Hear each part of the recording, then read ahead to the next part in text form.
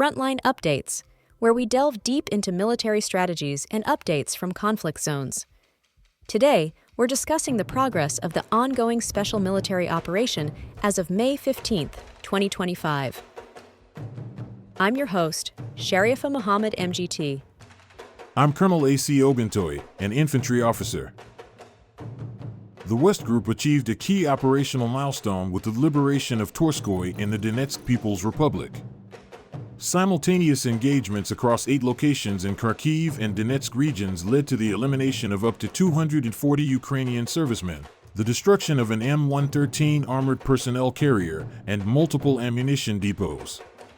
The combination of mechanized, airmobile, and special forces units neutralized highlights the layered force approach in this sector. Welcome to Frontline Updates, the podcast that brings you in-depth insights into military operations from those leading them on the ground. Today, we're joined by Colonel A.C. Ogintoy, an infantry officer monitoring critical missions on the progress of the special military operation as of today. Colonel Ogintoy, thank you for being with us. Thank you. It's good to be here. Colonel Ogintoy, let's start with the headline. What are the standout developments on May 15th? The key developments today are the liberation of Torskoy and Novo Alexandrovka, 2 strategic settlements that shift both the tactical and psychological dynamics of the Donetsk front.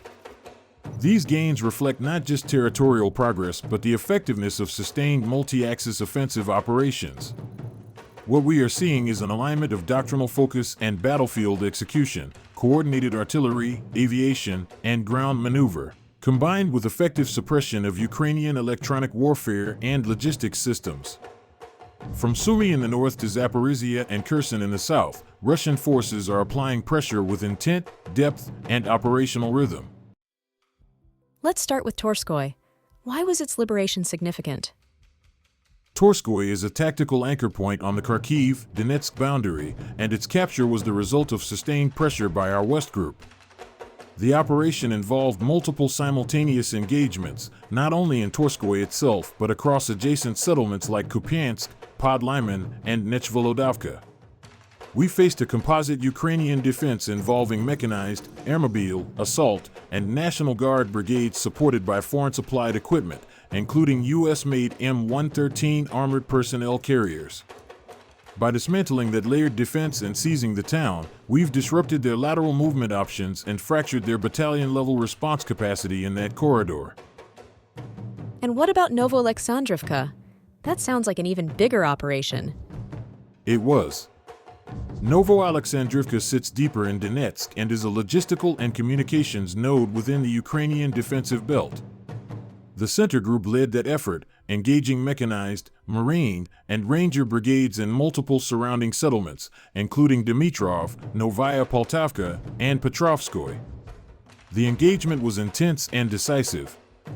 Ukrainian losses exceeded 500 personnel, the largest single-day figure in the current reporting period. We also neutralized 6 armored vehicles and artillery systems, along with their support vehicles. This was a textbook example of battlefield shaping: soften the flanks, fix the main force, and then penetrate at the critical junction. It's not just about seizing ground, it's about collapsing defensive cohesion. Zooming out to other sectors, what's happening in the north and east? In the north, particularly the Sumy region, our North Group has been targeting Ukrainian mechanized and airborne assault formations near Rizevka and Balopoli. Over 165 Ukrainian personnel were lost in these engagements, and importantly, we destroyed 2 electronic warfare stations and 6 field artillery pieces. These are the types of nodes that enable coordinated defense. Removing them early in the phase disrupts the enemy's ability to react in time. And the East group of forces? In the east, our units continued pressing into Zaporizhia and even into Dnipropetrovsk, targeting Ukrainian brigades in areas like Bogodar, Volnoy Pol, and Berezov. This is significant, extending beyond the Donetsk theater into broader zones of Ukrainian depth as part of our shaping strategy. We want to force them to defend everywhere, which makes it harder for them to reinforce anywhere. And in the south, what was the focus of the DNEPR group? The Dnipro Group continued targeted operations against coastal defense and territorial units in Zaporizhia and Kherson, particularly around Novodanilovka, Kamenskoye, and Antonovka. The losses inflicted were smaller numerically, around 75 Ukrainian personnel, but the material impact was notable. We destroyed a British-made 155mm self-propelled artillery system, 3 vehicles, and another EW station. These actions, while tactical in scope, are vital in setting the conditions for broader maneuver. They keep Ukrainian forces off balance and prevent them from consolidating control in the south, especially around transport hubs and bridging points. Let's talk about air power and drone threats. There's been a significant uptick in UAV interceptions. Our air defense systems intercepted 169 Ukrainian UAVs in a single 24-hour period. That's a testament to both the scale of drone warfare and the layered defense network we've built. These drones are used for reconnaissance, targeting, and direct strike missions. Denying that capability limits their precision and impairs their ability to adapt in real time. We also intercepted 8 US-made JDAM precision bombs, underscoring the persistent threat posed by foreign-supplied munitions. Our air defense matrix, which includes ground-based radar, mobile intercept systems, and short-range electronic jamming, continues to hold the line against saturation attempts. And precision strike operations?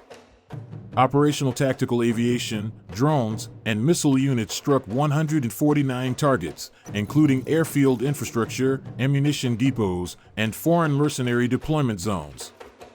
We also destroyed an unmanned naval boat in the Black Sea, highlighting the ongoing threat of maritime drone warfare. These interdictions are critical for shaping the broader fight. Every strike on a depot or launch facility limits their operational window and delays their tempo. The Istanbul negotiations are gaining attention. From your perspective, what's the biggest danger if Russia agrees to a ceasefire now? The central danger is strategic. A ceasefire under current conditions would effectively freeze the front in place. That may look like a pause, but it's actually a concession, one that gives Ukraine time to regroup, rearm, and consolidate support from the West. From Russia's point of view, this kind of stalemate doesn't solve anything. It just delays the next phase of conflict, and likely under more difficult conditions. It's a tactical pause disguised as diplomacy. While both sides would technically hold what they've captured, Russia forfeits initiative, and more importantly, the illusion of compromise sets in. But make no mistake, in strategic terms, it would be seen as a retreat. So you're saying the initiative would shift. Can you explain how that plays out once talks begin? Yes. Once a ceasefire is in place, the center of gravity shifts from the battlefield to the negotiating table. At that point, it's no longer generals and field commanders shaping the situation, it's lawyers, diplomats, bureaucrats, and third-party mediators. And that arena? It's dominated by the West, their language, their structures, their leverage.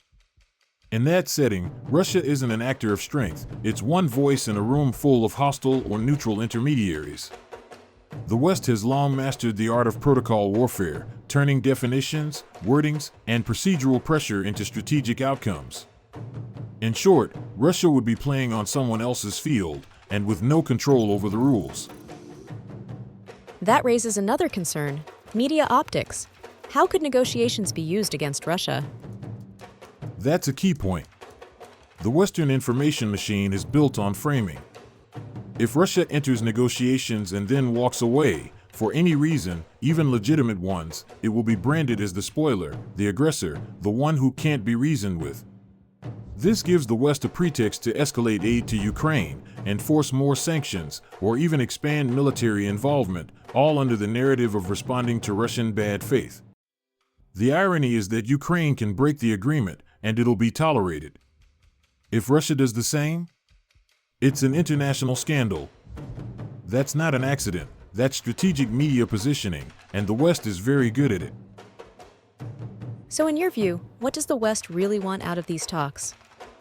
The West doesn't mind Ukraine losing, but it prefers a slow, controlled defeat that keeps Russia bogged down and the arms industry flowing.